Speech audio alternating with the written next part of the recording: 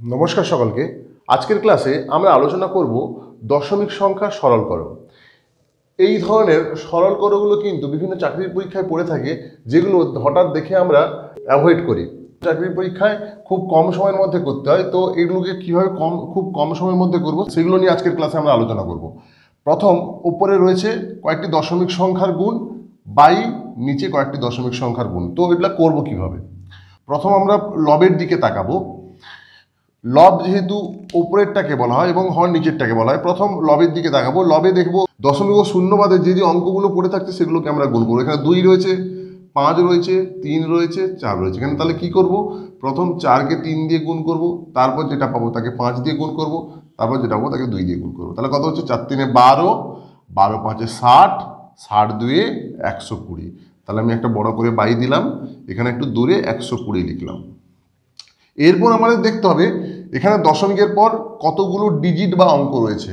এখানে দশমিকের পর ছিল 3টে অঙ্ক, এখানে ছিল একটা অঙ্ক, এখানে ছিল 3টে অঙ্ক, এখানে ছিল 2টো অঙ্ক দশমিকের পর। এই যে টোটাল দশমিকের পর অঙ্কগুলো, তার সংখ্যাটা কত আগে গণনা করতে হবে। তাহলে এখানে দশমিকের পর রয়েছে 1টা 2টো 3টে, এখানে 1টা 4টা, এখানে 5টা 6টা 7টা 8টা 9টা। তাহলে টোটাল 9টি অঙ্ক দশমিকের পর রয়েছে। এখন আমাদের কাজ হবে টোটাল 9 ঘর ডান দিক থেকে পিছিয়ে আসা। তাহলে এখানে 3টে অঙ্ক রয়েছে আমাদের, আরও তাহলে কতগুলো অঙ্ক দরকার? 6টি অঙ্ক। সেই 6টি অঙ্ক কিন্তু শূন্য দ্বারা আমরা কভার করব। 4 5 6 7 8 9, 1 2 3 4 5 6 7 8 9। এরপর কি হবে? 9 ঘর ডান দিক থেকে 9 ঘর পরে এখানে আমরা একটা দশমিক বসাবো। ওকে, একই রকম আমরা নিচেও গুণটা করব। এখানে দেখব শূন্য এবং দশমিককে বাদ দিয়ে কত হচ্ছে গুণফলটা। 35, 3 আর 1, এই 3টে আমরা গুণ করব। 35কে 3 দিয়ে গুণ করলে হয় 105, 105কে 1 দিয়ে গুণ করলে হয় 105। ওকে, তাহলে এখানে দেখবো দশমিকের পর কতগুলো অঙ্ক রয়েছে। এখানে 3টে, এখানে 3টে 6টা, এখানে 2টো 8টা। তাহলে 8 ঘর পিছিয়ে আসবো আমরা ডান দিক থেকে। 1 2 3, 3টে অঙ্ক রয়েছে, আরও 5টি অঙ্ক পেছাবো। তাহলে 5টি অঙ্ক যেহেতু নেই, তাহলে এটা শূন্য দিয়ে কভার করবো।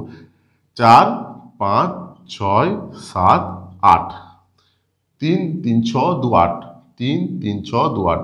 এখানে আমরা দশমিক বসিয়ে দেবো। ওকে, এরপর একে সরলীকরণ করব কিভাবে দেখবো। এখানে দশমিকের পর লবে দশমিকের পর কতগুলো অঙ্ক ছিল?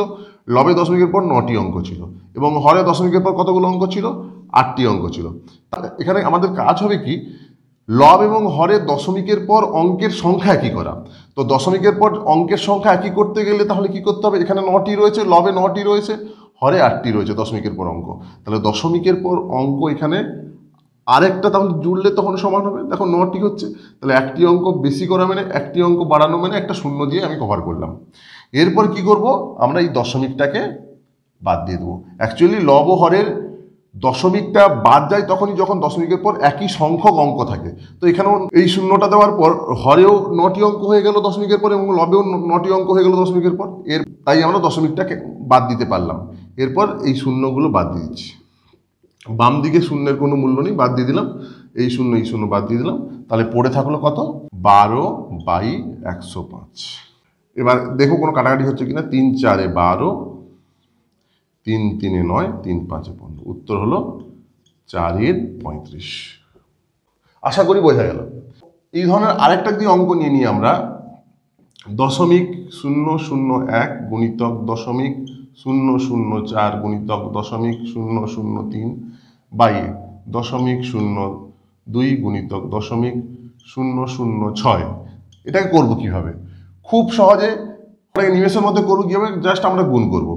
1 4 3 গুণ করবো। কত হবে? 4 1 4, 4 3 12। এবার দেখবো দশমিকের পর কতগুলো অঙ্ক আছে। 3টে, এখানে 3টে 6টা, 3টে 9টা, এখানে 3টে 9টা। তাহলে টোটাল 9 ঘর পিছিয়ে আসবে। এখানে 2টো অঙ্ক আছে, আরও 7টা অঙ্ক তৈরি করতে হবে।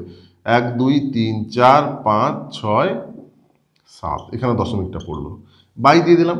এখানে কি করব? 2 আর 6 গুণ করবো। দশমিক ও শূন্য বাদ দিয়ে যেটা থাকছে গুণ করে দিলাম। 2 6 12।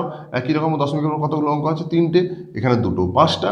5 ঘর পিছিয়ে আসবো, 2 ঘর, 3 4 5। এখানে দশমিক দিয়ে দিলাম। এরপর দেখলাম কি এখানে কতগুলো অঙ্ক রয়েছে দশমিকের পর। এখানে রয়েছে 3 3 6, 3 9টি অঙ্ক, আর এখানে রয়েছে 5টি অঙ্ক। তাহলে এখানে সমান করার জন্য আরও এখানে 4টে শূন্য দিতে হবে, 1 2 3 4। ওকে, এরপর কী করবো, দশমিক দশমিক কেটে দিলাম, বাম দিকে শূন্যের কোনো মূল্য নেই, বাদ দিয়ে দিলাম, এদিকেও কোনো শূন্যের মূল্য নেই, বাদ দিয়ে দিলাম। তাহলে পড়ে থাকলো কত, 12/12, তারপর 4টে শূন্য। এবার কী করবো, 12 একে 12, 1